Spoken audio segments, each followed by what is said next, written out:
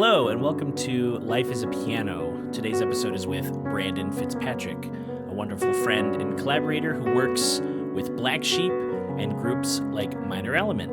If you like what you heard on today's podcast episode, you can support this podcast and others like it by subscribing on various platforms, sharing it with your friends, and going to patreon.com/Dutcher Snedeker. There, you can become a patron at different levels to gain access to early episodes, exclusive streams, and the ability to utilize my skill sets as a performer, instructor, and consultant. So thanks again, and enjoy today's episode with Brandon Fitzpatrick.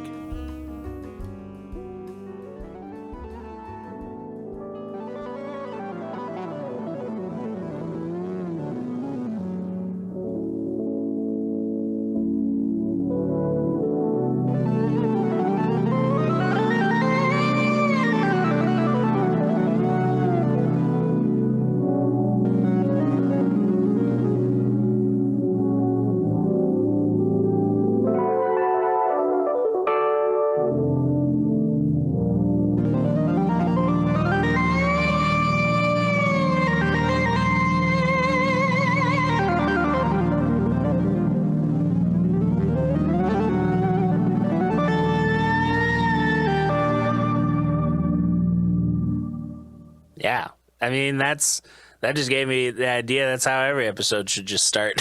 So is the guest just playing. I didn't want to stop you. But yeah, thanks for, joining me on this venture of piano related podcasts. We got to have a place somewhere, Yeah. You got to be somewhere that keyboard players can go. That, part of the reason I wanted to do this kind of thing was, you look at just the format of rig rundown, and guitarists and bassists and drummers. They have the time, they have the space. They're usually doing it before a show and between sound check, or there's enough room and sound to make it cool. And then most of the keyboard player versions of that, unless it's from an artist's home studio, it's someone grabbed their phone and is hey, Larry Goldings, you're with John Mayer, what's going on? It's well, there's a million people around me because it's Madison Square Garden, and none of this gear is mine. It's all rental. Right. And it's they're just shoving it in front of people hey, by the way, he's a keyboard player. Go check him out. Not mentioning anything that he does other than that he's with John Mayer right now. Oh yeah, man. It's hard for us. They don't put real respect on our on all the craft that we have to do to bring forth these sounds. And I don't think people understand how meticulous people's rigs even are, Yeah, and I mean, just from that the little beginning portion, you cycled through a couple sounds, but it wasn't just oh, it's a everyone expects oh, it's a piano sound, or it's a a one-dimensional sound. Everything you kind of played, even the lead stuff, had little bits of character and layering to it. Oh yeah, you think about analog gear in general. It's gonna teach you a lot. I always get these younger keyboard players that always, oh man, you should get this. They're talking about some program like Omnisphere, which I'm not hating on Omnisphere, but you're talking about Omnisphere. They're talking about some other board that's digital, and I'm just I need to figure out what things are doing for themselves. And a lot of that has just to do with pure oscillator and a tone. And you want a waveform, how many oscillators you got stacked up on this boy, tuning, cutoff, spacing, resonance, all sorts of different things that will dictate the sound, even changing the attack, decay, sustain. When you get into it, it's all new, and you're oh man, the sound that I've been playing with on this other board has been emulated from something pure like this, and then when you stack it with like effects from like a pedal board rig, it changes the game. Just the real raw, authentic sound of it, you know. Yeah, and I even find like I remember one time, we were working on and we're still working on some tunes with Scott Pellegrim, Grand Haven drummer dude, who his new record's kind of like a mix of the things he likes playing, like um, just the like kind of like the Mark Juliana beat music type stuff, but also a little bit of like the hip hop kind of like trashy sounding drum type stuff. And we're looking for like these different synth bass sounds and pads and other stuff. And the one thing with Omnisphere is like it's great in terms of like there's so much, but then that's also a problem because you spend like a half hour looking for a synth bass tone when literally all we did was go to the microKORG and like there was like 10 presets and we're like, oh, that one's subby, let's tweak that a little bit with the filters, that's good enough. Like that's what we needed. Yo, what's funny is like it's usually like the very stripped down tone that you really want. It's like, ah man, I just want the raw, like to be real, with a little bit of filter control. And people don't understand. It's like that's the sort of sound that people love. That's the stuff that people are going for. It all comes from analog gear. So like once you come up, and you start researching what you want to hear, you really start to appreciate like the older technology because it's the stuff that is the root, Yeah, it's like you need to. I'm finding more that the more that I want to, be like the J3PO or the Nick Semrad, like those people who can just like spin gold out of any Prophet or like synth, like it's because they have a fundamental understanding of like the building blocks of synthesis to the point where they're able to like work with companies to build presets and then also like sell their kind of like signature sound packs that you can just download. And yes. yeah, it's crazy. Nick Simrad and Bobby Sparks probably are one of my two top dudes when it comes to like, this is the weird thing about synthesis.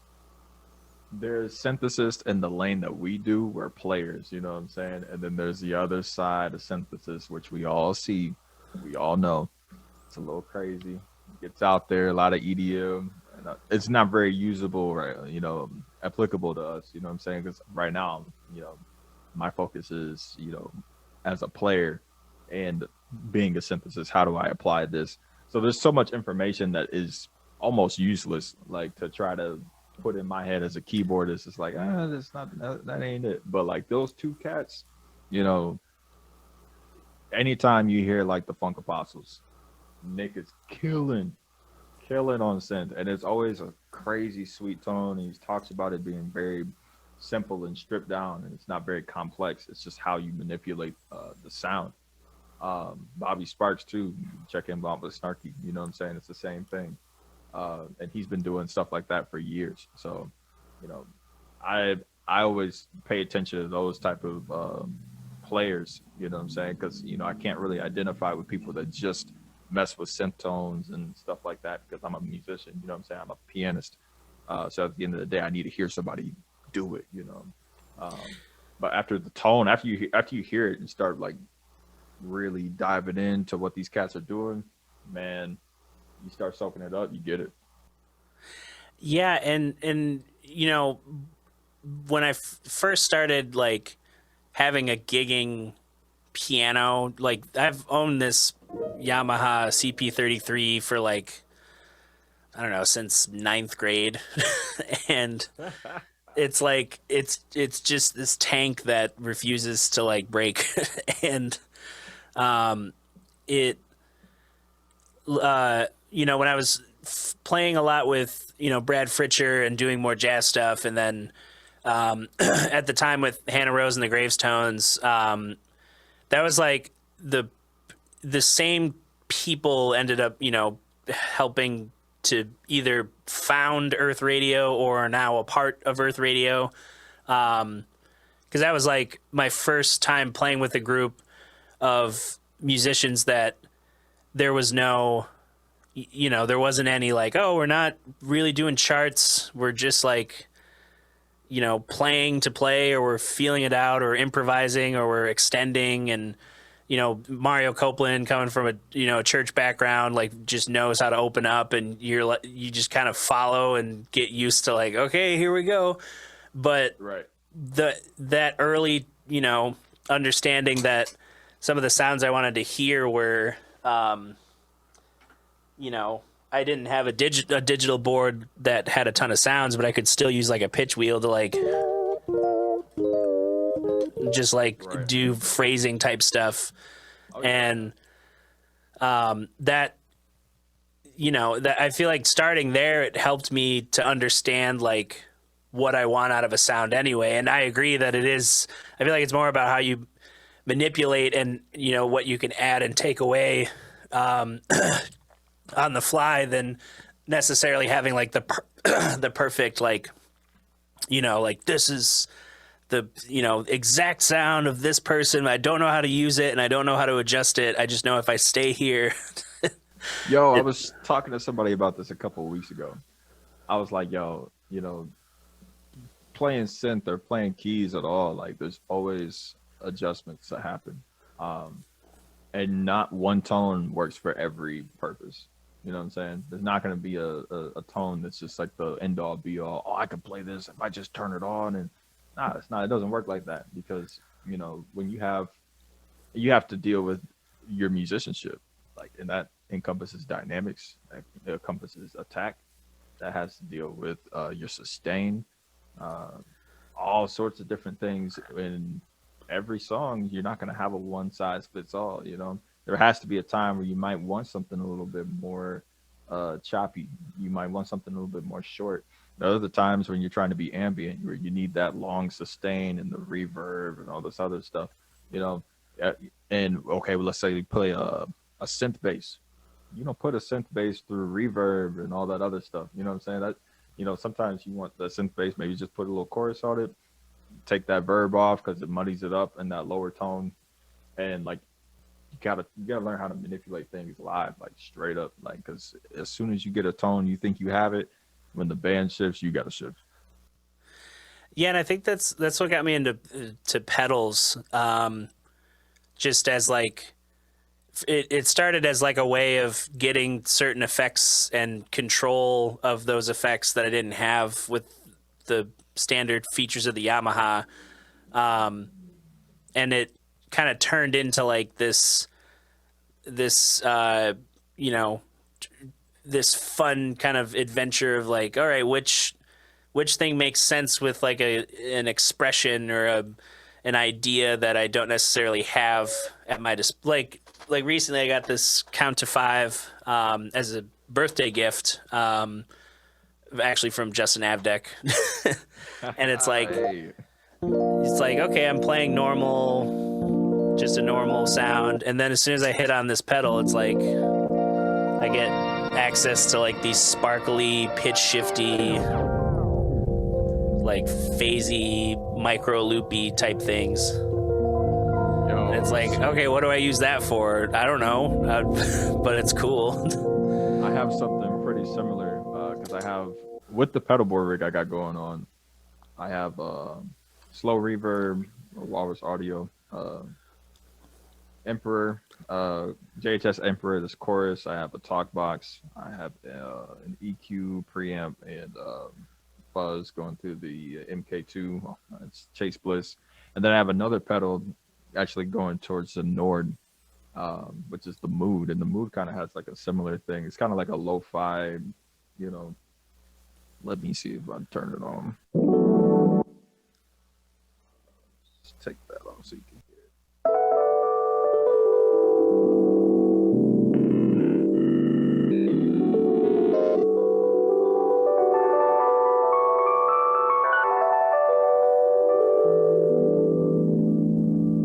So it's kind of got like some of the same vibe as like all that stuff is just you know, almost sounds like a tape machine. Yeah.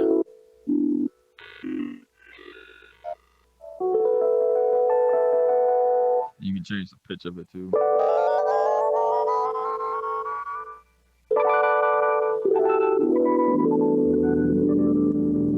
Oh yeah. Yeah, so like stuff like that, I'm like in love with. I love that stuff. Yeah, and it well, and you know, hearing that, like the little delay, but that it's like repeating what you're doing at a higher octave. It's like those kind of things change how you think about what you're able to record, because you listen to some of these records, and you know, like I think of an artist like Salami Rose, Joe Lewis. They're on Brain Feeder, and all their music is like this. You know, it's warm. It's like dotted with all these electronic bits and pieces, and then like cool little synth things. The vocals are kind of way in the back, like very understated, and you think like, man, how do they like throw all this together? But when you have a pedal that can like, you know, create those textures if you just hold a chord and like twist some knobs. Right, yo. It's like it's not even about playing at this point. It's just about soundscaping, and I think that's the thing that the two things that I've been involved in heavily. Obviously, we haven't been able to play. It's been an incubation period for musicians in 2020. So like, what are we doing? And two of those is practicing. Obviously, you're working on your tactile craft and being able to play. But then the other portion of that is like, okay, I'm working on the sound, and the baseline stuff is, do I have a good patch? Um, so that's why we talk about keyboards and sounds and piano tones and all this other stuff. That's why I wanted to get a Nord. So like this year, I copped a Nord Stage 3. Um, Probably one of my best purchases I've ever made, because the piano to me is like uh, unmatched sounds is when you get like the pure pianos, pure uprights, your Rhodes, your Whirlies, they all sound dead close to like Yeah. a real similar stuff. And then plus you have like amp simulation you can put stuff through, and it's just really, really cool with the effects that they have on board as it is.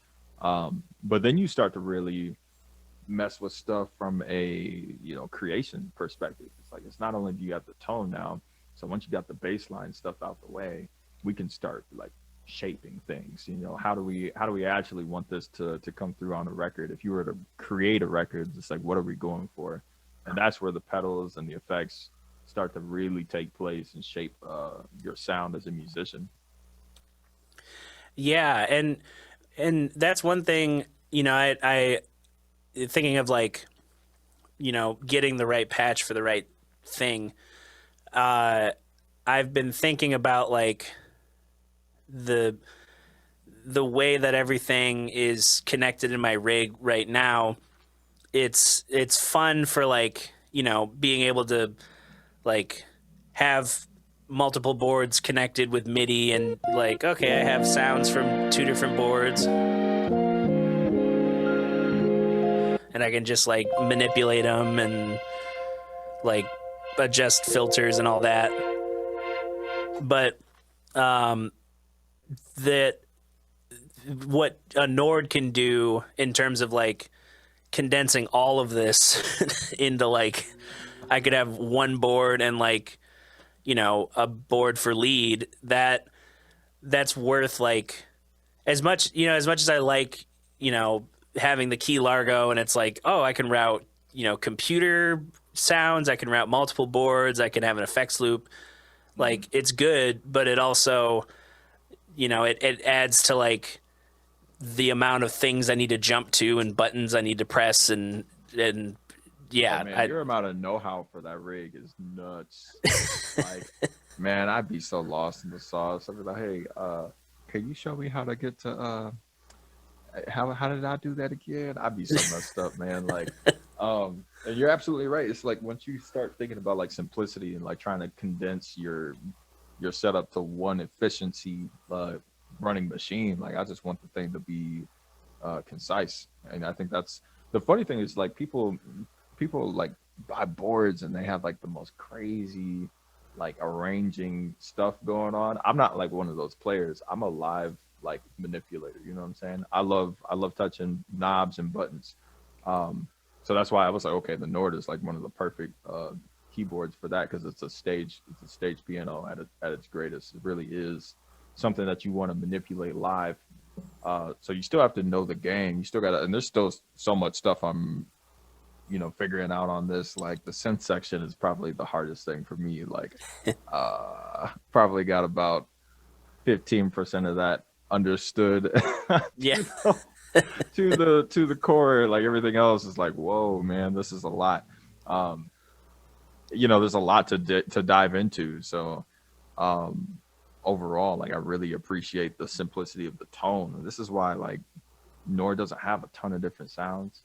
They don't have a ton of different things happening. It has very good, simple sounds that are like matched from the instrument very well. So that's why I love taking like a whirly or taking a Rhodes and then stacking another patch on it and then going to the B channel and putting on two more things and underlaying an organ really quickly. It's like that sort of stuff is like where you start really diving into maximizing the potential of the board and then assigning different things to the morph wheel, and it gets deep, but it's definitely worth the investment for me. Like it's helped a lot this year being able to consolidate my sound and figure out what I want to do. Yeah, because it's that perfect like intersection of all the things that a gigging keyboard player would want, but also, you know, I feel like if everyone could get access to that type of board as like, you know, the making the jump from being a pianist to a keyboardist, because I feel like there's those moments where you're especially if you're in music school as like a classical player or something, or you've mainly done things that involve one type of keyboard instrument, and then you go play other gigs with other groups, or you pick up random stuff, or you're asked to go into a studio and they're like, oh, they have an organ here, like let's try some organ. And if You'll you've be like, never oh, had really? any, yeah, it's like it's all different, extensions of the same like shape of instrument notes, but I Right. think people like, It's even to the point where like as a pianist, if I was just a pianist, right, yeah, I wouldn't want to just step on an organ for a couple reasons. Obviously, you got foot pedals and you've got volume pedals, you've got knob switches, drawbars. That's the harder part. But even the simpler part is the weight of the keys is different. You know what I'm saying? Like so, like you might be used to playing on like fully weighted hammer action keys, and like you playing on something light, you don't even know what dynamics feel like because an organ doesn't have touch dynamics. You have to do that with, a volume pedal, and the same thing with a synth too. yeah, it's so like, well, and I remember those first moments of, and I think it still happens nowadays, as people know me for like recording on, especially at Third Coast, where they have a B3, a C3, a Whirly, a Rhodes, like two Farfisas, like just all these random keyboards everywhere. Um, Everyone wants that variety, even if I'm not in this space. So, having to get to, a point where I'm comfortable, like taking on that responsibility of like, oh, hey, this song, do some kind of organ thing. And it's like, okay, that doesn't really help me aside from the sound. So I need to figure Right. out like, what does that feel like? How do I move in a way that an organist might think about moving through a tune? And, but it doesn't work that way when you're like, oh, I just finished classical music school and I got my first keyboard. And it's like, all right, you need to know how to play a Whirly, a Rhodes, an organ, synths. And it's like, Right. yeah, it's all different. Oh, the pocket gets deep, man. It's like, I don't even play organ a lot. For the most part, I'm playing organ at church and I'm playing organ um, when I'm playing with minor sometimes. Like it's very, very rare where I'll be like, okay, you know, especially a minor element, I'll be like, all right, I'm gonna turn on this organ. I'll turn on the organ because we have 3 different keyboardists, and I'm like, I can pick in between which spots I really need to place an instrument. If it's necessary, I'll play it. And as soon as you get a Nord, it's your job to play organ now. So Yeah. everybody was like, "Hold on, Brandon, you play it." I'm like, "I swear I was playing upright." They're like, "Nah, you play the organ." Nope, that's gone. He's the piano guy. You play organ. Yeah, you have to switch around now. So, it's not something I typically do all the time. But like even playing it as much as I do, you know, it's a lane that takes so much practice, and you know, anybody that's trying to hop on that sort of game, just keep like put it in repetition, put it in as much play as you can, because it's a whole nother monster. And I'm not even working with no foot pedals over here because it's keyboard. So like, you know, a real organ, whew, ain't no joke. Yeah, and like I think of how my rig has changed, especially with Earth Radio, where it wasn't just enough, like you mentioned earlier, like playing soundscapes. Like it wasn't just enough to have like the vocabulary under my fingers. I had to have some way of filling the space when, you know, at the core, even though the band it has 7 people now, at the core we're, you know, if we can't do the full band, we at least have the 4-piece. And with that comes like trying to figure out how to navigate, you know, like I don't have a big amp like Justin does for his bass, so he's able to put out more of a consistently big, you know, resonant tone. And keys are notorious for just getting lost in the mix, and it's like trying to figure out how I can help, especially like having done live sound, like how do I help the sound guy help me help the band Right. with what I'm pressing and doing and playing and what gear is like routing my sound. And I feel like, yeah, the more I can begin to streamline it, at least for live, to a couple things, that just helps. It helps get rid of the you know, the amount of hurdles from idea to like contributing piece of sound. Right. And there's already so much that we have to, you know, think about. It's like even for what I got, you know, if I'm traveling, you know, we got carrying a Moog, you're carrying the Nord, I've got the pedal board, and then as far as like amplification, I come out of the Roland KC990, and that boy is huge. So Yep. like it's gonna give off the power, but man, are you gonna hate carrying it?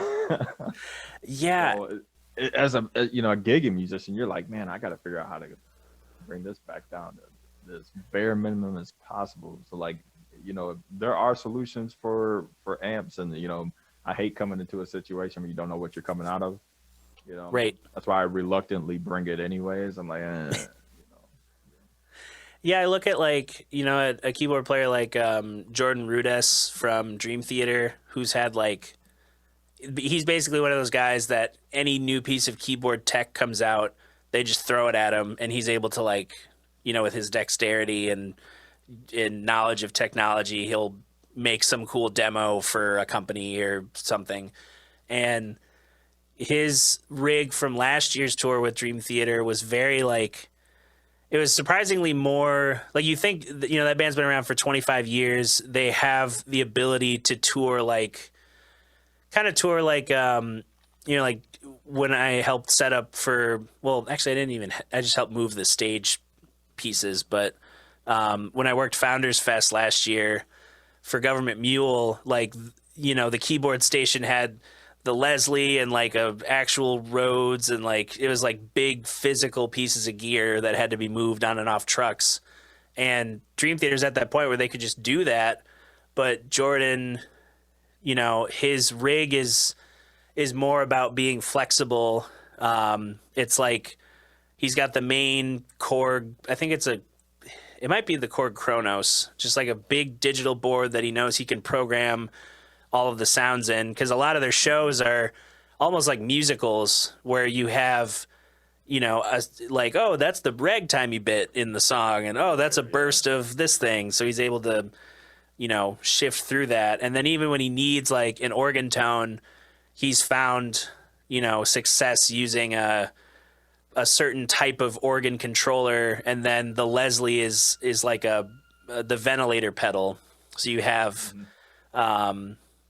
you know, a Leslie amp sim pedal that he can just put in his rack unit, and it's like, okay, that's the beauty of the pedal game, man. It's like, you know, simulation is everything. It's like if I can condense this down to a box versus a tank having to lift that and put it in a trailer and haul that everywhere I go, you know, that's why I really love the game. It's like I'm excited to be starting in it. And I have 5 pedals right now. They're 5 solid pedals, but they're, you know, they're only 5, and it's changed a lot in the rig at the moment. So like, you know, I'm really excited to keep diving, because it's just gonna make the process easier. Yeah, and you know, with your, I demoed that Chase Bliss pedal at NAMM this year, just kind of at their booth, and I was thinking of like just the cool. I like that it has the physical fader knobs that are mapped to presets. I like when things like kind of like a soundboard where you save a scene and then you load it up and all your faders go to where you had them, and it gives you like, oh yeah, that's where I left off, or this is where I wanted to start, or and that pedal's is that just a like, is it drive and EQ, or is it like what? I forget what that pedal does. So, you know, when you got as many options as what's on here, I can't even accurately get into that. But like in layman's terms, it's a preamp, EQ, and fuzz. And you have a lot of different options by using different diodes and cool mid-frequency effects that you can do. Yeah, it's just one of those things that has a lot of different range, you know. Yeah. Like even looking at it now, I'm like, you know, if I jump through some presets, like everything's gonna sound completely different. And this is why I was talking about like not one tone works for every situation, you know.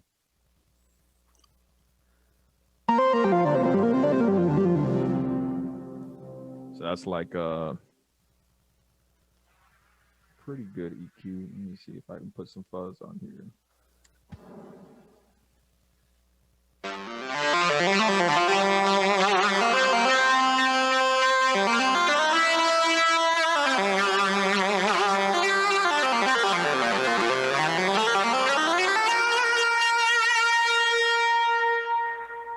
Way different sound, like automatically. And as soon as you jump, like you're just gonna be like, oh wow, this is different, you know.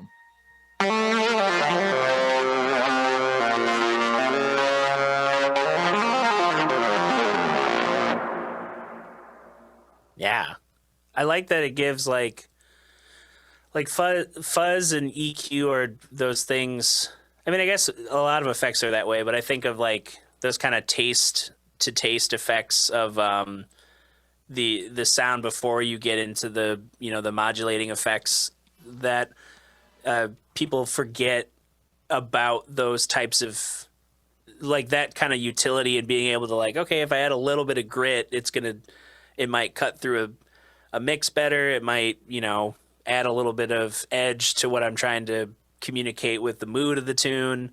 And then like it's even the same thing with the Rhodes, you know what I'm saying? yeah. If you like if you play a Rhodes dry, you know, which sounds great. Sounds like a Rhodes, but then you put like the amp simulation, put some drive on there.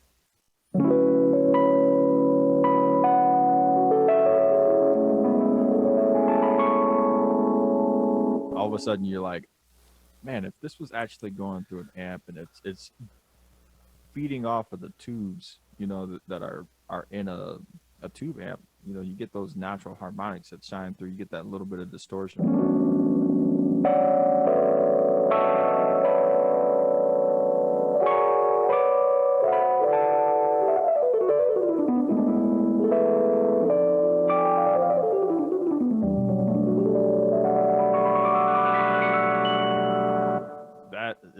whole different ballpark, you know. Yeah, it's so it like it gives you that sense of presence that everyone's looking for in you know, they want to have that live feel even if it's all ones and zeros. They want to emulate the sound of like, oh, what happens if I just plug it into this old amp and crank the volume and see what happens? Right? Yeah, man. There's nothing like that. That old school. Just it's like a magical touch when it comes to like simulation of sound. Like nothing. For me, there's nothing like it. Like once I hear that, I feel like I'm in a studio with all the stuff. You know. Yeah, and you know, or like I've wanted to, or not wanted to, but more. I've tried to think about like, especially with the Key Largo, this box, that I'm actually I filmed like a rig rundown style video for my stuff that I'm putting together, but you know, I have the option with this thing to not just have like, oh, I can route a monitor and a main signal. It's like I can route two separate sets of audio, and maybe that could translate to like having, you know, in the studio, I have something that's a direct signal that I can capture, and then I have something that's you know, I could send it through a different type of speaker or a Leslie or whatever, and just have fun with miking up a different output than Wet dry rig, man. yeah. It's it's the most. I think it's one of the most bougie things that I love. Yeah. I think that wet dry rigs are incredibly useful, you know, because the reality is you don't know how much of the effect as you really want. Like sometimes you don't want as much presence of that you actually have, and you're like, dang, if I only had a little bit less, and it's too late. You know what I'm saying? You already played it. So like, if you have a wet dry rig, man, the control that you have between that is way better. Just I'm working on that. That's gonna be a whole different thing, but. Right now I'm on the come up, so y'all had to check me out maybe in a year. Well, and that's one thing I had to navigate too with, you know, going from just purely having like a chain of pedals to having like an effects loop where I can, you know, have a couple things active, and then if I want, you know, I can turn down the effect and have more of the dry signal come through, or I could just cut the wet signal out entirely with the press of a button, bring it back in. It's nice to have that like that room to get as crazy and involved as I want, or you know, on a like I love it for build-ups when you're able to like just go crazy and then hit a button and it's dry. It stops everything. Oh yeah. That's But hard, man. yeah, and well, and I keep trying to figure out like that good mix of especially with like, you know, you start getting beyond just the types of effects and you start looking at like oh, what's the like modulated versus spring reverb, like what does that do to a sound, what works well with those types of things. And that was like really a thought when I was choosing which reverb pedal I was gonna have my synth run through. You know what I'm saying? Because you know, everybody knows. Well, I think everyone knows spring reverb pretty well. You know, you get an amp, you hear a guitarist, you're gonna know what that spring reverb sounds. Really shimmery, beautiful. It's nice. But like when I was thinking about my synth, I wasn't thinking about just straight like shimmer reverb. You know, that's why I went for the slow. Like it just has like a more, man, it's trippier. That's the only way I can put it. You know what I'm saying? There's so much different. There's like 3 different types of verb that you can choose. One like has like an octave. Let me see.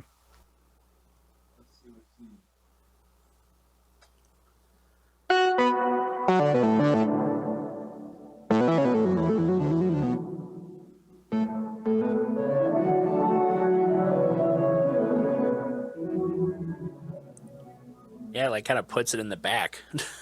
Yeah. And then like let's see.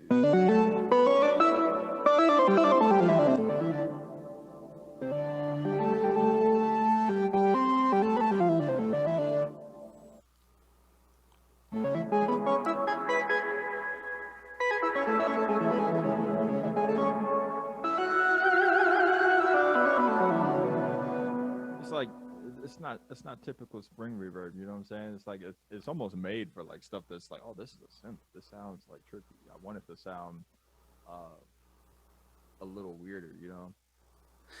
Yeah, I feel like that's what I noticed about a lot of different pedals and pedal companies that have been, you know, put in my, field of vision from people like Justin Wieringa or Justin Avdak, and like the differences of trying a pedal with different instruments and just seeing like where something might fit better instead of just assuming that like one sound is good or bad for a thing.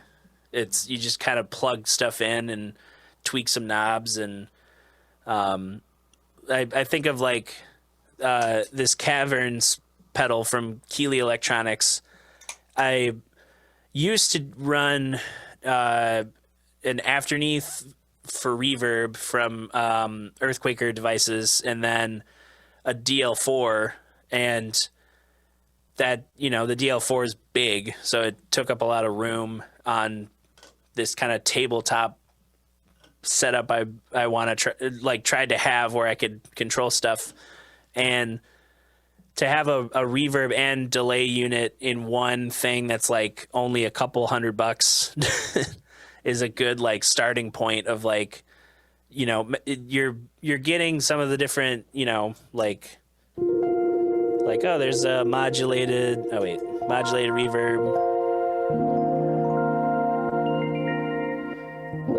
It's nice and warm, and then you get the like springy reverb.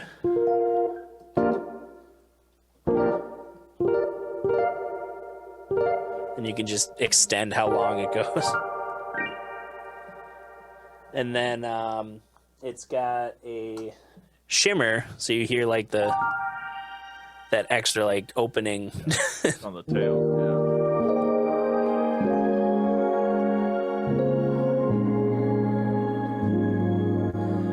It's like I don't know, it's fun to kind of like with your mood, how it's like someone's playing off of you and you're having like an extra interactive moment.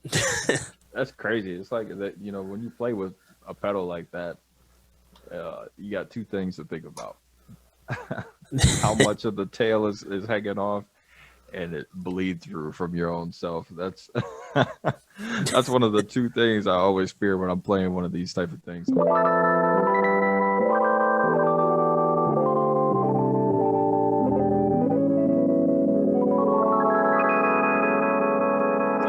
Have to be super accurate or practice.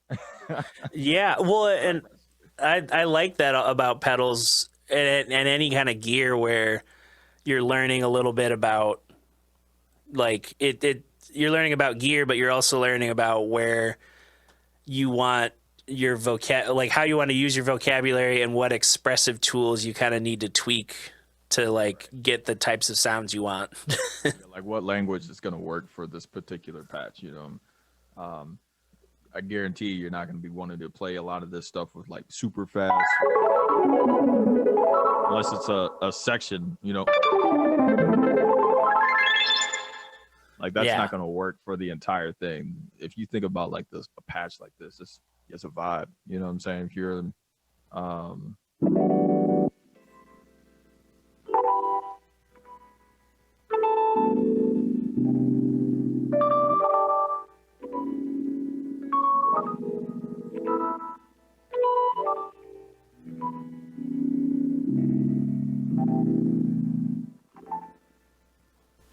I don't want to hear it played cacophonously. You know what I'm saying? I want like a real tight vibe with a patch like that. Yeah, and it gives. I like that.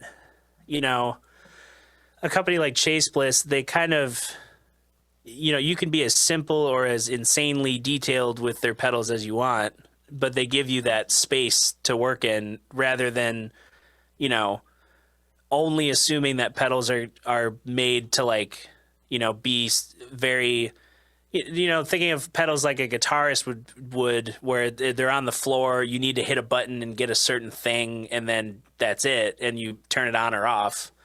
Right.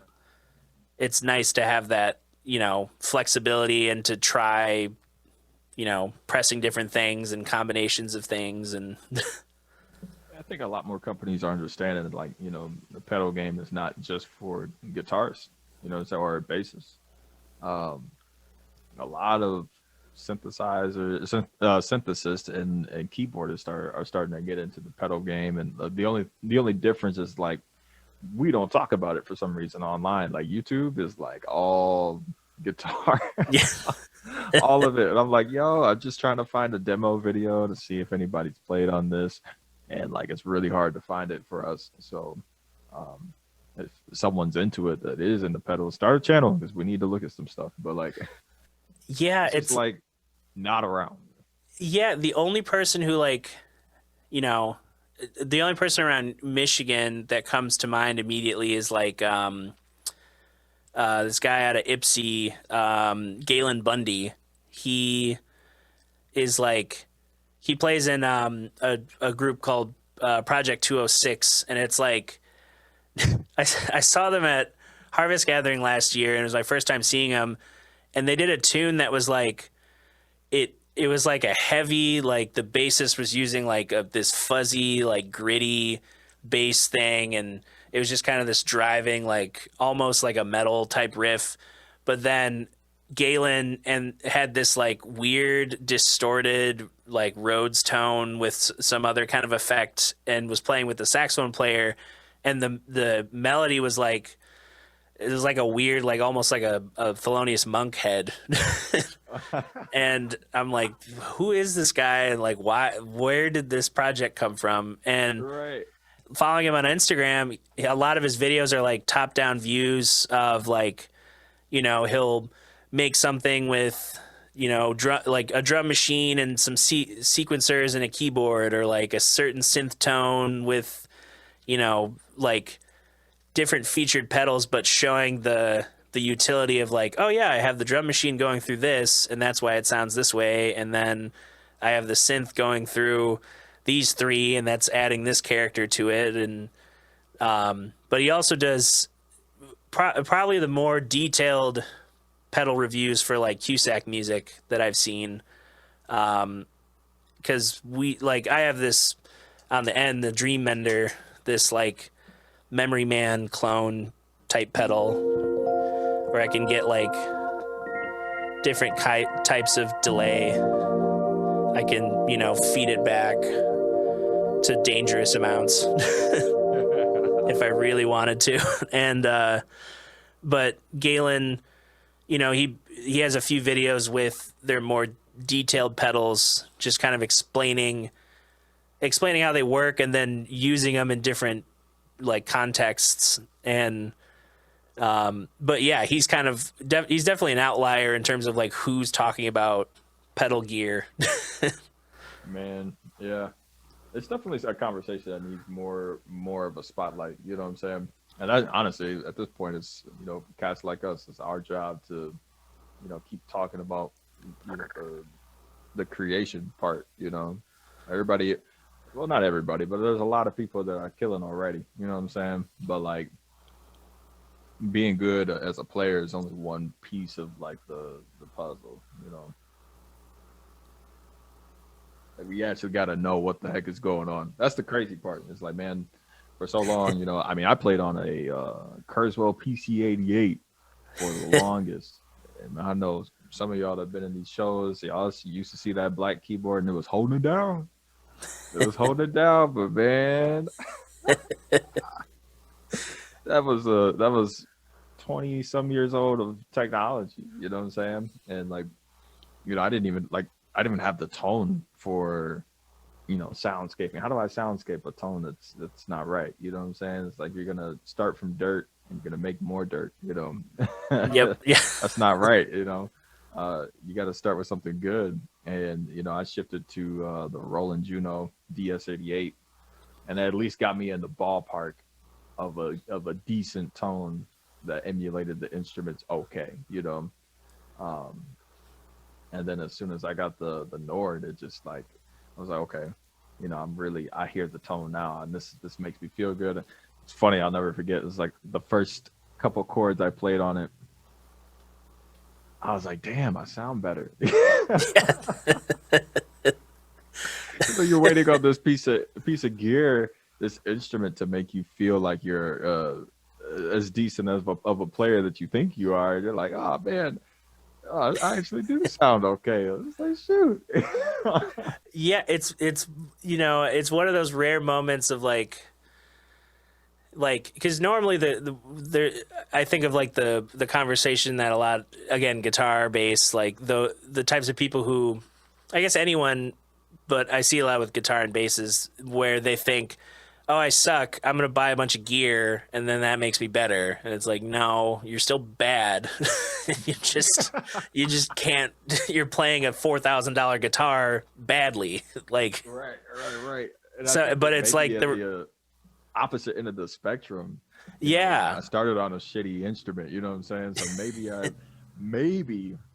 that made me a better player than I thought I was. Yeah. Well, yeah, it's like you get to that, you put in the work of like, understanding the mechanics of the instrument and like ideas and all the vocabulary, and then you get something that you don't have to give it a second thought of like, oh yeah, that's what I've been wanting to sound like for the last however many years. Right. Man, when you go to those churches and you have to fill in, and they say, oh, we got a keyboard, you reluctantly say, oh, okay, all right, you go. You step into the sanctuary, and it's a little church, you know what I'm saying? Ain't nothing too crazy. And then you got this silver Casio up top with the X stand. Yep. And it's real thin. It looked like it's about to collapse. Made out of real cheap plastic. And you look at it. You look back at and it's usually a female pianist. I don't know why. Like every time this has happened, it's been some I don't know. It's just it's just a thing that's happened. And I look back at her, and she says, "It's gonna work." I said, "I'll make it work." And get up there and play. And at the end of the service, she's like, "Man, I had never heard that instrument sound that good." I was like, "Oh, thank you, man. I appreciate it." But you know what? That's something, a feather in somebody's cap that can do that, because like, honestly, if you can make junk sound good, when you hop on some other stuff, it'll really, you really start to understand that, oh no, you're a decent musician. You know what I'm saying? It's not about what you play on, it's how you play it, Yeah, like there's so many times when I, started my undergrad at Grand Valley years ago, the thing that always frustrated me that first year trying to prepare for juries, and that concept of like, oh, you're just shedding like crazy to play 3 pieces for 4 people, and it's more stressful than anything you're doing the rest of the semester. And I remember, I think it was to like the music. This is like the music history professor who he's an organ player in Grand Rapids at like one of the, I think it's St. Andrew's Church. So he plays like the big cathedral pipe organ. And I remember saying to him like, man, why can't we just like come in with, like, why can't you come to where I've been playing this piano for, X amount of hours every day for months. Why can't I do my jury on that piano? And they're like, well, you kind of got to get used to being able to translate whatever and like adapt on the fly as a pianist, because you're not guaranteed the best instrument all the time. And like, being young, I was like, that doesn't make sense. And then the more I did it, the more I was thrown into those like, yeah, we got a piano. It's, the keys are broken and it's out of tune and it's been in the corner in storage forever, but we think it could work. And like, just navigating around those kind of like guest pianos, it just made me a better like player for when I needed to like start looking at, different synths, different key sizes, key weights, all that kind of stuff. Right. Yeah. Nah, that's no joke. Like, I think everybody that has been in the game for long enough knows that, you get put in some weird situations, Man, I've been in a couple of different situations where cats before me had a keyboard either transposed or something else was different. And like, if I had not played on enough of these boards, and this is the difference between a keyboardist and a pianist, you know what I'm saying? A pianist gets up there and gets lost because they don't know what's going on or why something's happening. I look up there and I'm just like, oh, somebody shifted something. Let me move. And oh, I see this is on. Let me take that off. If as a pianist, I got to know how to play, but as a keyboardist, you got to know how to manipulate, the whole different ball game. And I think the more that you get tossed into some weird situations, the better it goes. Yeah, because there's definitely been times where I've had, actually not as much with, it's been more with pianos, but not as much with keyboards. I remember I shared the keyboard player's rig in this band Dandu that is friends of ours from Colorado, and they have a great it's like a video game jazzy fusion, like just all over the place, very colorful, eccentric, cool music. And the keyboard player Ben likes to tour with he's got like a Korg SV1, like one of the red SV1s, one of the Korg is it the MS-2000? It's like an older Korg synth that's like it's big and it's blue and it has a vocoder built in. I've seen it, but I don't know the name of it. I can't recall. Yeah, and like, and then having like a smaller one of those Yamaha like I don't even know the number, like similar to the VS330, like the type of tiny, like, not even, smaller than my micro Korg, like right, tiny keys as like another pad running through some effects, and then having I think he had another, I don't think he had a Rhodes. He had like a fourth keyboard, but getting up there and playing the set with Earth Radio using all of that gear. Afterwards, Ben was like, I've never seen anyone like use my rig with their band and like make it work. And it's like, yeah, well, you gave me buttons that I know what to press, and like it's all buttons. You just kind of have to be aware of what's on and off. Me and you, man, because you could come up there and actually do some stuff with something like that. Because like I said, your rig is like a whole different monster. So like, if I was to get tossed what you play on right now with the knowledge that I have, I don't have enough of it to be able to manipulate as I need it to. You know what I'm saying? There's too much for me. Like, it's overload for my brain. And I'm not in that pocket yet where I can put that and make it make sense. But with you, man, you toss something like that, that's easy money. You're like, oh man, I got more toys to play with. He's probably looking at you like, man, I never seen nobody actually play all the stuff on my rig when I'm yeah. Most people strip to like, oh, let me put on the Rhodes, little synth patch, little whatever, call it good. That's nuts, man. Yeah, and I yeah, like I mentioned earlier, like I want to have things flexible but also as streamlined as possible, and figuring out how to connect sounds and things and control them easier.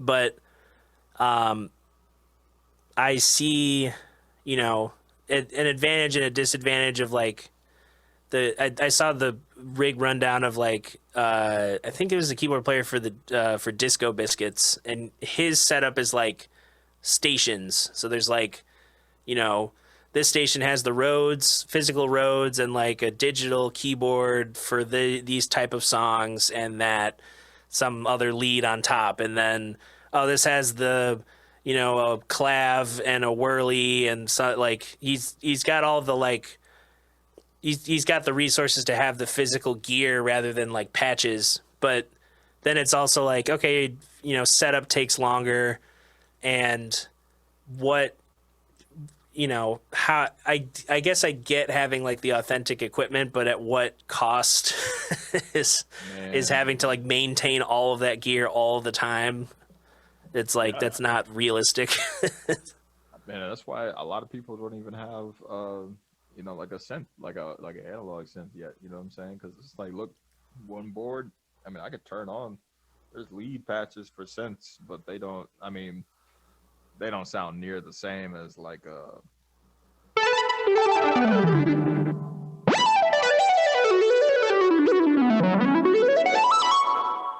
They don't sound the same as an analog synth.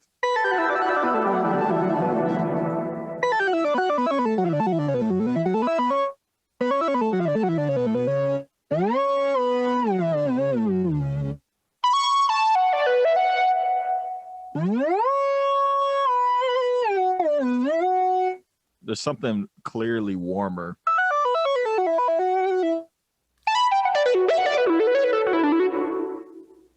about the Moog. It's like undeniable, and I don't even have verb coming through it yet.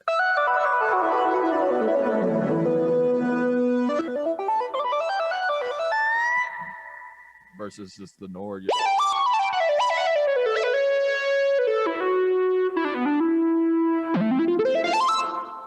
But for a gig, it can get you through. You know what I'm saying? If you need the sound, like, but once you start getting real meticulous, I'm like, man, you know, I gotta have the analog.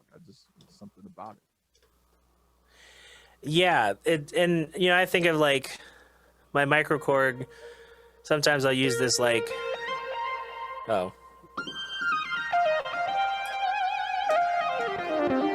I get like a certain kind of like aggressive, you know, digital lead sound, but I find myself, yeah, just using something that's a little, I can open and close stuff and have like a more flexible,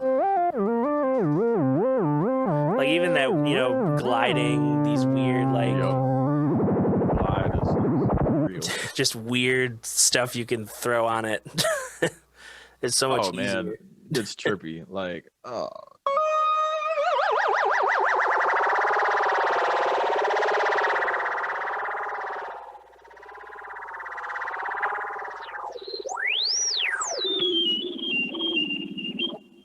It gets stupid. Yeah. Even like, you know, just like you're playing around with like the tuning and you're like, oh. Yo, do you have a tuning pedal for this? I have a, this fine tune knob in the pitch section. No, I have one on here too, but I'm saying like, do you have like an actual tuning pedal for live? Because, okay, you ever been tossed in a situation where the oscillators have not warmed up yet because it's very temperamental?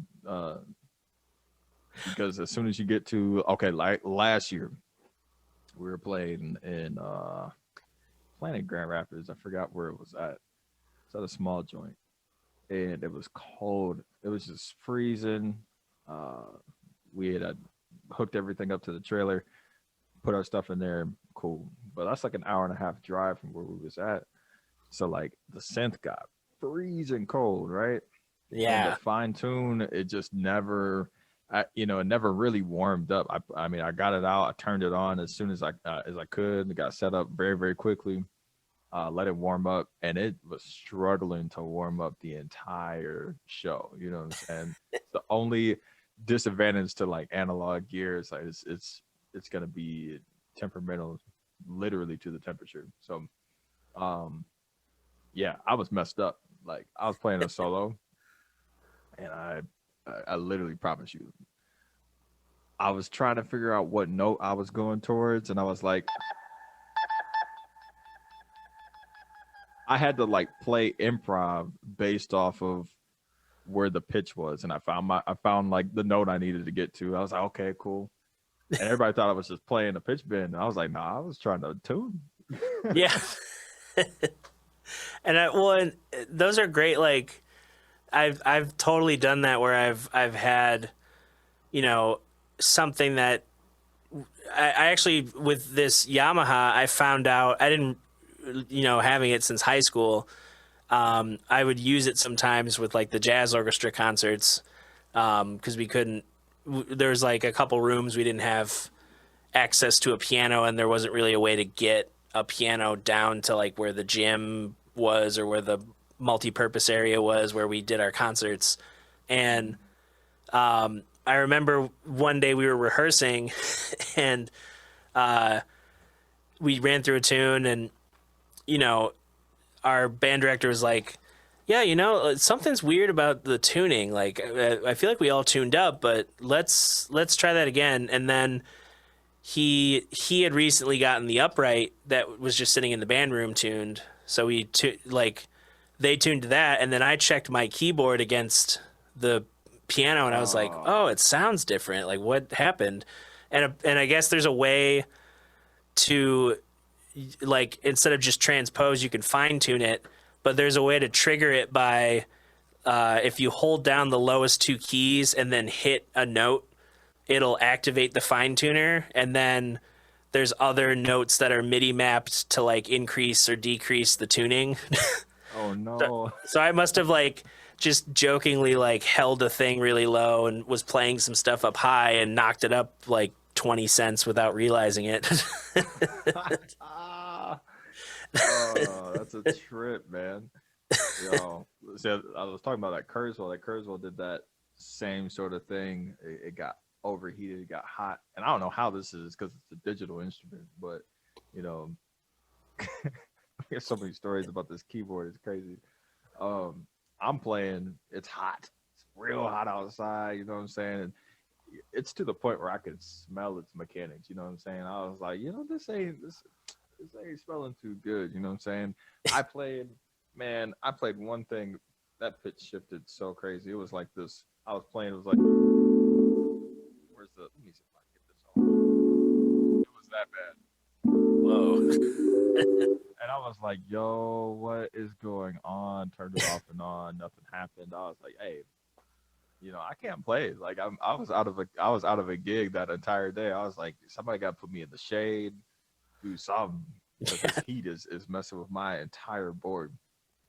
And then the other time, shoot, we was at the crib messing with the keyboard, doing some MIDI stuff.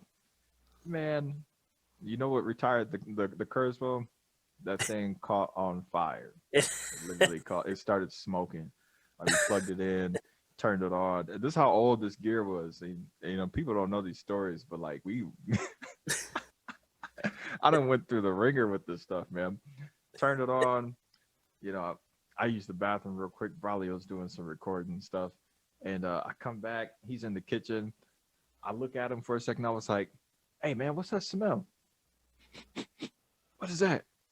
And we smell, it's just smoke rising from it. And we're like, hey, man, turn it off, man. Like,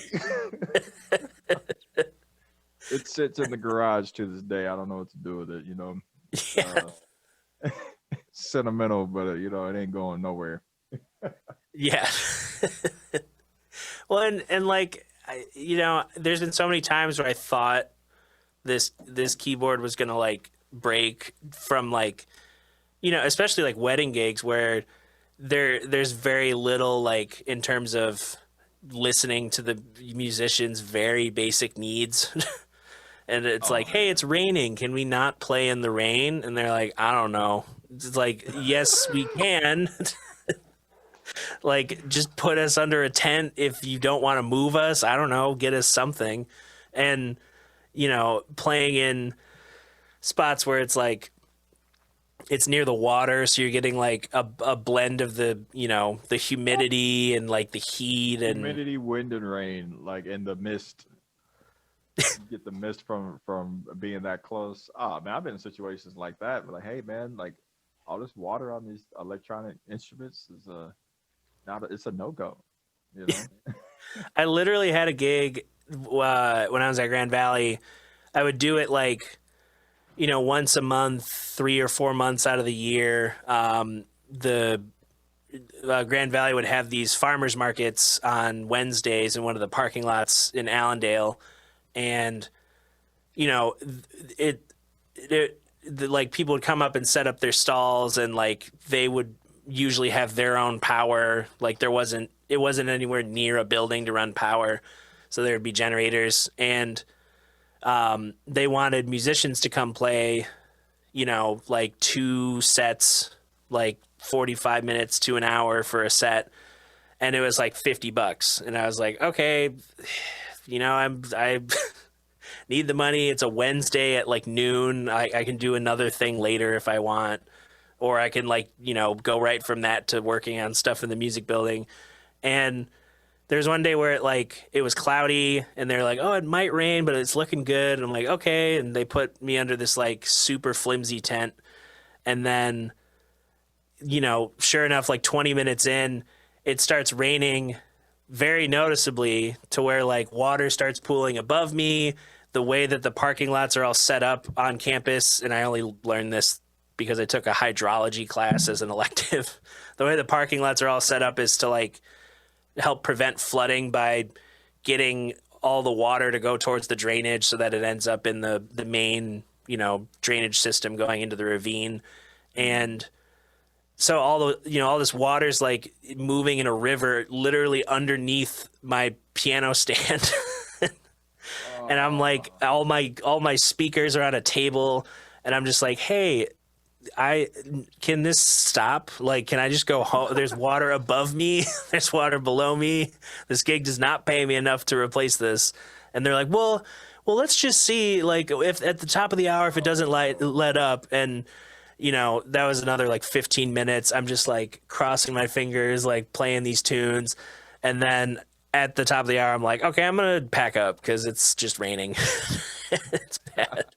Yo, we were at this was this year actually. I think this was the last gig we played in front of people. Where it was like July or something like that. We were playing for Kalamazoo Lunchtime Live. Man, I'm gonna tell you what, Minor Element does not luck up outside. Outside, we have like some of the worst history with rain. Stuff happen. Man, it always happens. I don't even understand. Like, I start booking these gigs, and I'm like, oh, it's outside. It's probably gonna rain on us because it always does. Yeah. And literally it does. And I'm like, okay, we played at Lunchtime Live. It was pretty decent, you know what I'm saying? The rain held off for a long time, and it was our last song. We started playing 5D, and man, that song is just nuts. So we're going off. You know, people are starting to vibe with it heavy. You know what I'm saying? It's cool. I'm like, all right, you know. And then I see some clouds start rolling around. So I'm playing looking like this. I look around. I look behind me. I'm looking at everybody else like, hey, guys, I don't know. all of a sudden, it just started downpouring. This is the first gig I played with the Nord too. So I was like, I have my cases out there so quick. Unplugged all these cords. You know what I'm saying? Put my case out here, loaded the boy up, closed it, put the Moog in there, closed it. I was like, we're done. We're done. Everybody pack up, get your cords out the way. Anthony had to he was sitting there with a towel, wiping off his drum set and cymbals. Nothing he could do. He was Right. stuck. Man, it was horrible. Like you said, like the gig only paid what? I think we got paid at that point. That was like 100 per person. So that was straight. You know what I'm saying? Right. But like, man, for those gigs that you only getting paid $50. Even then, you know, the gig that pays you know, $900 for a band of 9 musicians is still like breaking pretty slim for everybody. It's only $100, you know. Yeah, And it's, you know, yeah, it's like you're trying to, you want to put your best foot forward, but you also want to, you know, putting your best foot forward means bringing your A team in terms of gear, and you can't really do that if you're, you know, it's about to rain or snow or it's You windy know, it's and about stuff could fall protecting your over. investments. Yeah. Protect your investments. It's like you look at like gear, you know, Nord Stage 3, 88 keys. That's $5,000. You know what I'm saying? Then you look at a Moog Voyager, that's 35. You know, 3,500. And then you got all the effects pedals. You got what's this 2, 4, 6, 14. Like you start getting really stupid. Uh, and then you look at everything and everybody else's stuff. You're like, man, we're not getting paid enough to stay out here in the rain. Yeah. Bounce. We gotta go. Yeah, it's so like even just like this Chase Bliss Cooper Effects collab pedal, like by itself, I paid 500 for it last year. It's only being sold for double that right now on Reverb because they made a Only. certain amount. So I'm like, Facts, I man. can't have this break. No. And then, you know, at the end of the day, I don't think people that book uh, quite understand, especially if they're not like a music venue. You know what I'm saying? It's just either, uh, you know, somebody that wants to play on sides, festival type stuff. Sometimes they don't really understand like the stuff that goes behind, you know, the soundscaping issue. You know, it's got me. You know, this whole last year has got me thinking way different about like compensation and like all different sorts of things. It's like, you know, I can't just play anything or at any place. You know, Yep.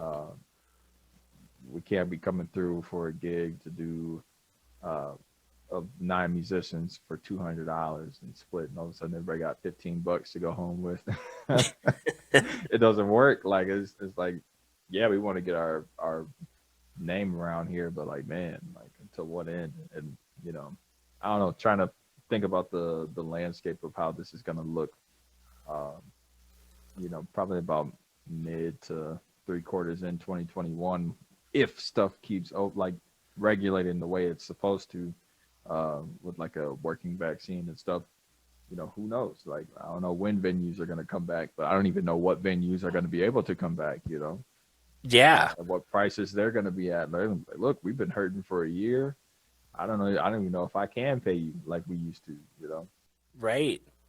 And like I was chatting with a friend yesterday about just like, you know, there's a lot of stuff that's like very easy on the face of it to understand of like, you know, the industry's changed, like, and you can explain it to a person like, oh, you were able to do shows and now you've done no shows, or you've had to like do outdoor shows and you've had to like figure out navigating, you know, trying to make money as a band. And you know, with Earth Radio we haven't, like, we sometimes pay out, but most of the time we have an agreement that it's the money goes to the band and then that gets invested in what the band does. You know, whether it's like if in a normal environment, like, oh, we're in Chicago and we want to have lunch. All right, our lunches the next 3 days are comped by the band. And that's, you know, a decision we made. But, you know, I was telling my friend, like the sneaky things that have been happening with like, you know, like Live Nation changed their policy like almost when things started shutting down, to where like you can't win against, like you can't win with COVID, you know, as a disease, but you also can't, you don't have any understanding or flexibility with Live Nation as a company. They made it where, like, let's say you're, you know, things are starting to open up, but certain cities or places are still kind of COVID, like you got to pay attention. If there's like, oh, we're going into Atlanta and there's a COVID spike, we don't really feel comfortable playing in Atlanta, like, and you cancel your, you say like, we're not playing the gig, can't do it. You owe Live Nation a percentage of what you might have made. So they get to set like, hey, we expected you to bring in this much So you're on the fence for, 30% of that amount. And then the other thing they did was, if a venue cancels, like if a venue's like, we don't feel comfortable having 800 people show up during this time to see you guys play, we want to protect everyone and, safety, we'll reschedule, then, you just don't get paid. Like, even if it's a guarantee ticket combo, they just are like, all right, we just save our money, cut our losses. And Man, that's crazy. yeah, and like the other two things that were crazy were the Lollapalooza guys, the guy who owns it, he's like, I'll bail out your venue, but after I do that, you owe me like a large chunk of your revenue going forward. Like, it's like people are just, like him, are buying up the landscape so that he can just make more money in the long run. Making deals. They're trying to. It's just greed will really kill a whole vibe. And like, I'm trying to figure out how this scene is about to look coming out of this, because like, you have issues where, like you said, bigger corporations are going to buy out venues and take a percentage off the top of everything that they own. And Yep. It saves the vision, but it kills the opportunity, because that means when we go to that venue that is owned by whoever, you know what I'm saying, and we're asking for a certain price, they're going to be like, listen, I can't do that. We need to ensure that XYZ, and you have to match. You're matching. You're already thinking about matching ticket sales with, getting people in there so they can buy drinks and food and all this other stuff. That's our trade-off. You know what I'm saying? As a musician, we bring the bodies, they get the sales, they can pay us. You know what I'm saying? It's already going to be a hesitant thing for people to want to come to a concert. Yep. With coronavirus in general, it's like, I don't want to deal with COVID and the fact that ticket prices are probably going to go higher. You know what I'm saying? It's not going to be as easy for people to get into a show. We throw shows. I mean, we in there for $10, $15. That's a cheap concert, and it's good. It's like, we weren't so concerned. Venues might have to charge, 20, 30 just for one head to get in. It's not going to be as enticing for somebody to want to come. Yeah, and like the other thing that was recently, I think it was snuck into the relief bill. I know I forget the name of the senator that proposed this idea, but there's already, you think of like YouTube with the rampant like copyright claims and strikes made against like smaller creators, because Universal Music Group just owns so much copyright, like just buying up. Like, I feel like every time you hear about like, oh, this was like Handshake Records and this was the hot record company in the 70s in Minnesota, UMG owns it. Okay, what about this Motown company, East Coast? UMG bought it. Like, they own everything that's nostalgic. They own all the current artists.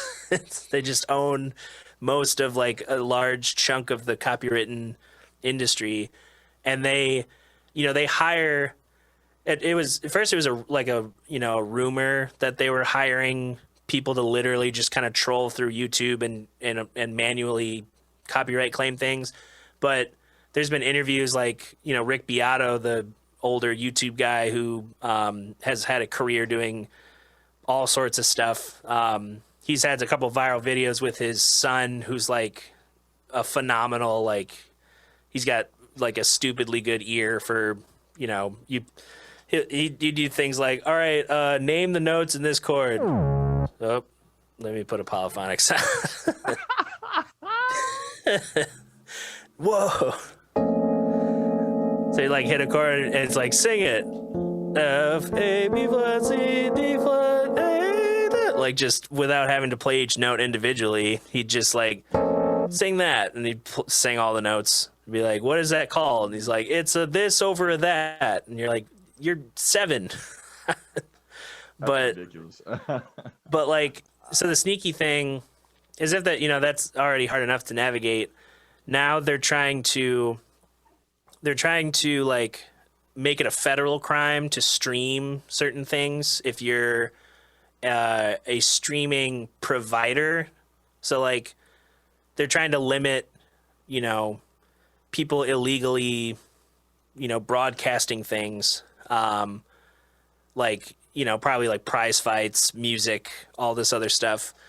But if they change it to from, an entity that's like a company to a person, if they just change the wording to person, that means like someone streaming and that plays music in the background that they don't necessarily own, they could face like real legal trouble just for, casually streaming, because like all the algorithms are just pick it up, give them some copyright strikes, and then that alerts the powers that be, like, oh, this person, we need to, like get into a legal dispute, like they weren't doing it under fair use, or they didn't have a radio license, or they don't own the music or have permission from the copyright holder. And it's like, that's not like so many musicians who streamed this year doing a mix of like their music and covers.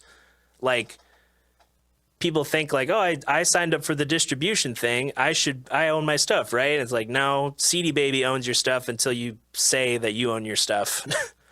Like, Right. it's like the people just assume, like we're all taught like these services, but we're not taught about like what is real ownership of everything. Like I just worked with Chris Newberg, this great lawyer guy in Grand Rapids. He plays in a band called Gunner and the Grizzly Boys, and he helped me, navigate a response to the Patent and Trademark Office for our trademark filing. That, the next response we're going to get, I'm very confident it's going to be like, you got the trademark, you can use Earth Radio for whatever you want. And that's huge, because then we can like, even at the littlest annoying end is like, oh, Songkick thinks we're this band from Delaware and Michigan. Right. And people think we're playing in Maine and Michigan the same night. Crazy. Like, yeah, it avoids so much confusion and allows you to like more confidently like start making a brand. And it's, yeah, like all these little things that artists are going to have to keep learning about, like, how do I own my things? How do I get permission to stream things? How do I, I think of like, I mentioned to another friend, this guy, Harris Heller. He went to school for music and then kind of shifted his focus to, streaming, and then educating about like how to be, not so much a content creator, but like understanding gear, audio, like different things you can create with the skills, and he made an LLC for his music, and then he made a bunch of like music for playlists on Spotify for streamers, and then on the website where you can get links to these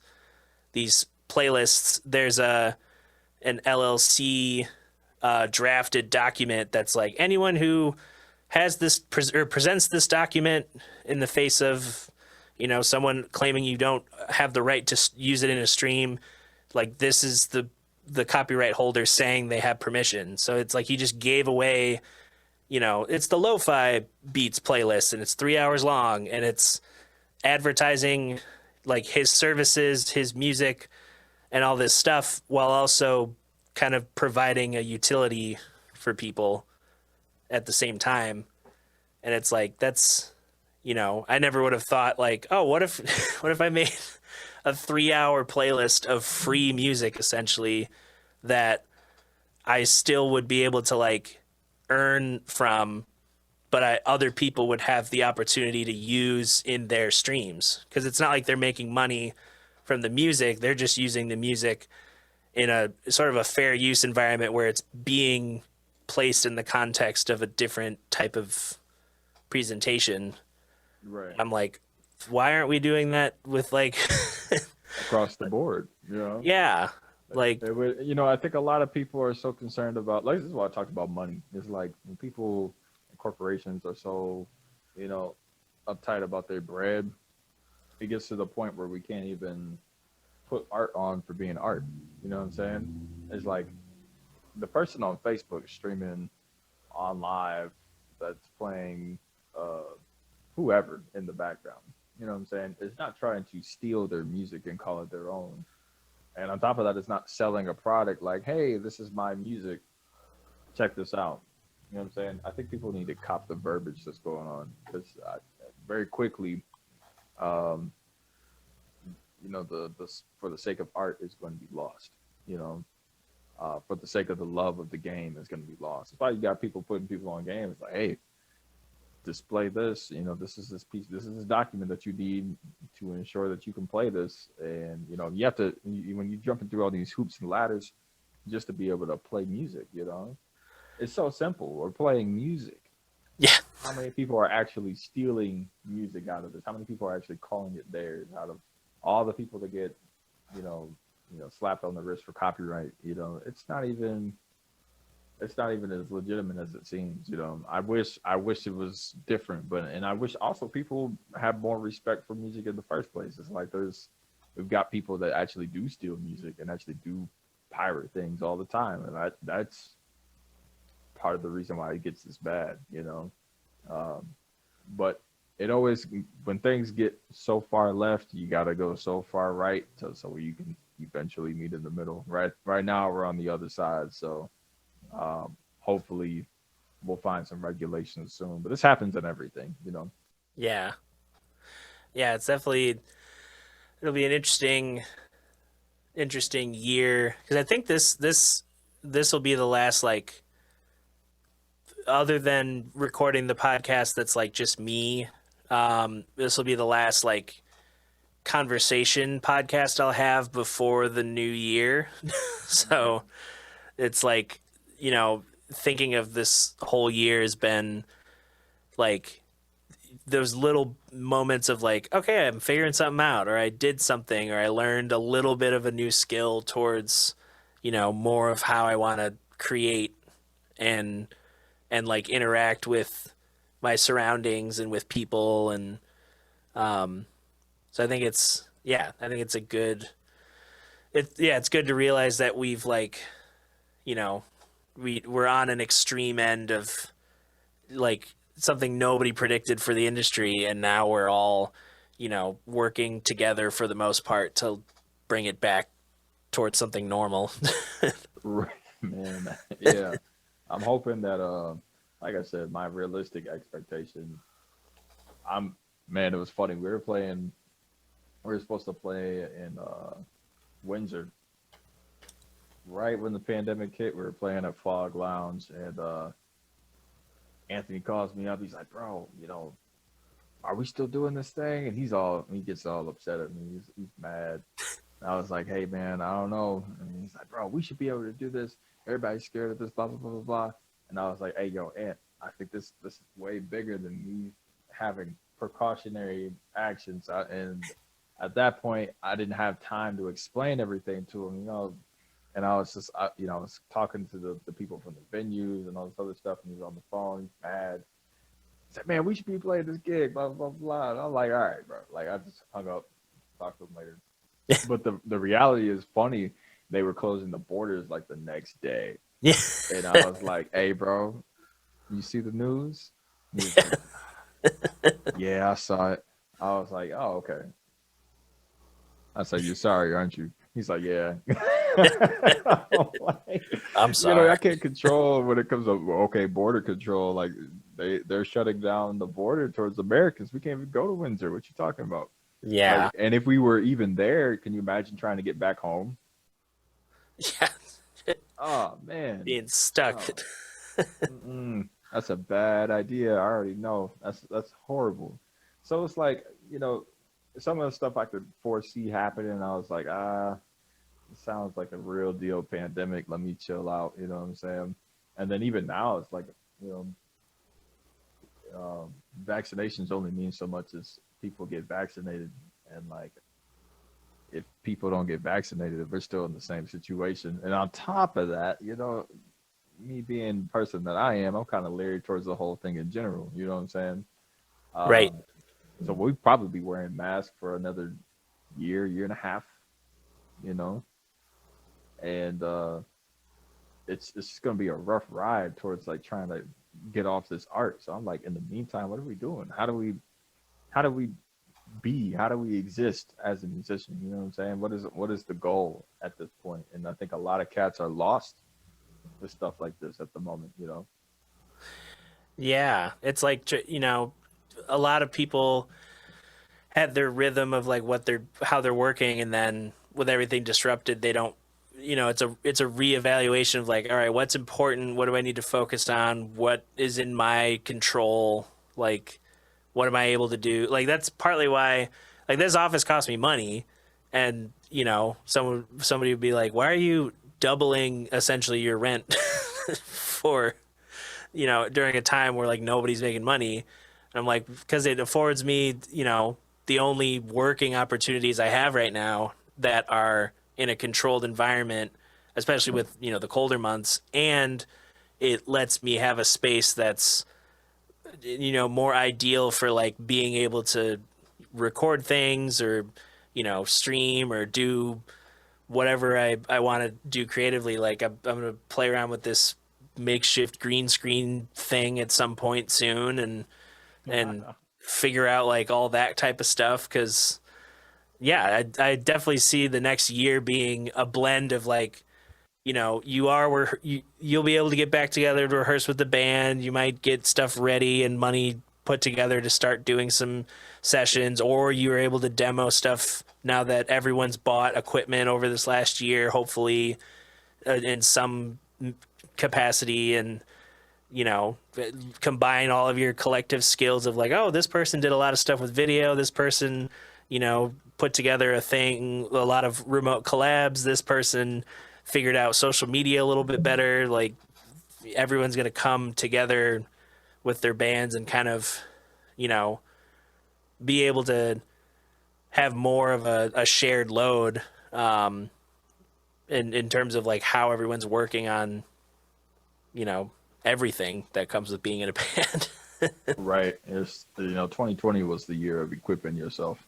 You got to make sure that you're as an individual, you're together, and that's the real perspective. As soon as stuff stopped for like touring or playing, as a unit, all of a sudden I was looking around at myself like, hey, I don't have anything I really need. It was funny because I'm like, okay, my pocket is always for like strengthening my guys, you know what I'm saying? Strengthening minors, making sure that we're doing the right thing to put us in the next predicament to win. And as soon as we can't do that, all of a sudden I was like, yo, you got a lot of missing holes over here. You ain't got nothing you need,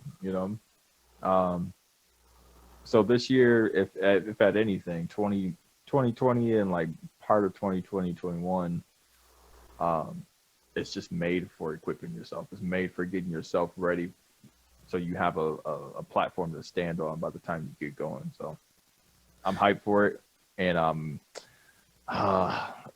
all sorts of different things for it. I'm nervous a little bit, I'm reluctant to book anything. I definitely don't want to see any live stream stuff. I'm so tired of seeing live stream shows. I'm like, man, it's not the same. It's like even somebody that plays, it's like, man, it's hard to hear a vibe.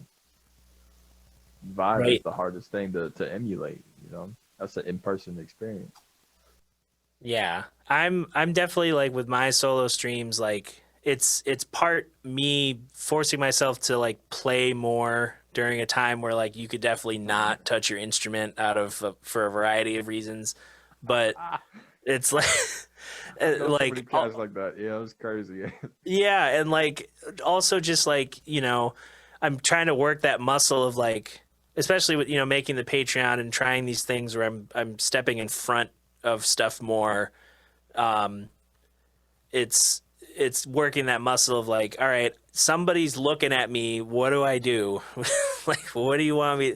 Like, am I playing a thing? Am I like, is it a funny thing, a serious thing, like jazz? Is it, what is happening? What am I able to control in the situation, and how am I able to like read a situation? Because yeah, it's like some people get what live streams are for in terms of the interactivity, but other people I'll go sometimes. I remember like earlier this year trying to do more of them consistently. You'd have people sit there for like 15, 20 minutes and then go, I can't really hear the piano. It's like, what do you mean you can't hear the piano? This is a piano stream. Tell me you can't hear the piano. Yeah, it's crazy. And I mean, even with the beginning of this, it's like us trying to figure out the technology to make it even work. Right. and this is ragtag working because I got one stream going through a computer, a desktop, and then one stream going over here. We rigging it right now. Yeah. It's working, but we're rigging it. You know what I'm saying? So like, it's like a learning curve for the technology, and like I agree that everybody does need to learn the ropes because it just allows you to adapt and be lucid towards your situation. Right now, every musician's situation is performance. Even at churches, a lot of churches have stripped down like their musicians because they don't want as many people in the building. So you might have like only the mains keyboard player, and a lot of cats are running tracks. Yep. These really dry sounding tracks for days. Doesn't matter how much you put effects on it. It's like, oh, here we go. Yeah.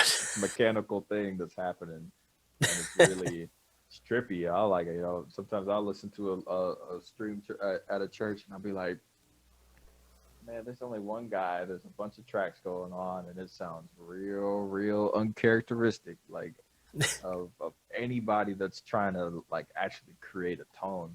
I think that's the hard part about any electronic stream is that, like, for a musician, our job is an atmosphere changer. You know what I'm saying? First and foremost, as a vibe, especially in church.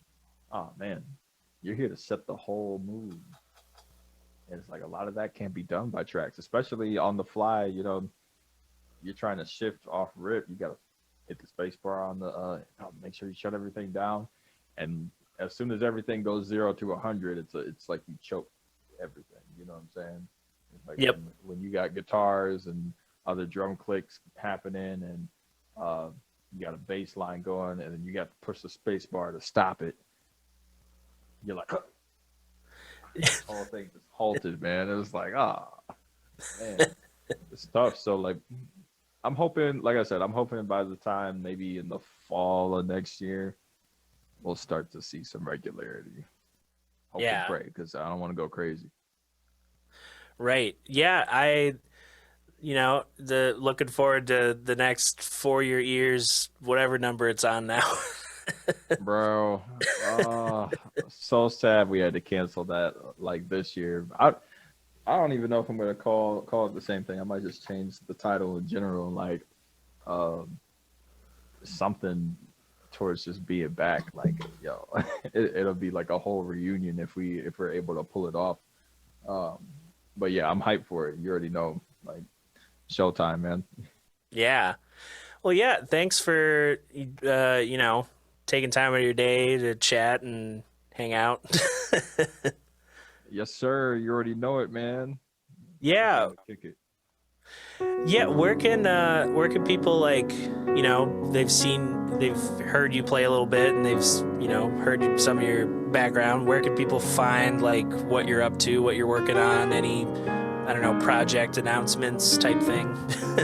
Yeah. So there's 3 primary places you can find us at. The first one is going to be at Blvcksheep Music on Instagram. It's going to be a huge one where you can find Blvcksheep as a label. We focus on hip hop, jazz fusion, R&B. We got a lot of things going on within the label that's happening. Most recently, the Rehearsal Room. The Rehearsal Room series is going to be huge. Looking forward to having Earth Radio next as our guest. It's going to be huge. It's super dope. Yeah. Blvcksheep Music is spelled with a V, Blvck. The rest is all the same. Next one is going to be Minor Element Official on Instagram, or just Minor Element on Facebook. And the last one, me personally, I do a lot of different videos, would be Cass_BMF, as in bad motherfucker. Awesome. Yeah, well, yeah, thanks again for stopping in, and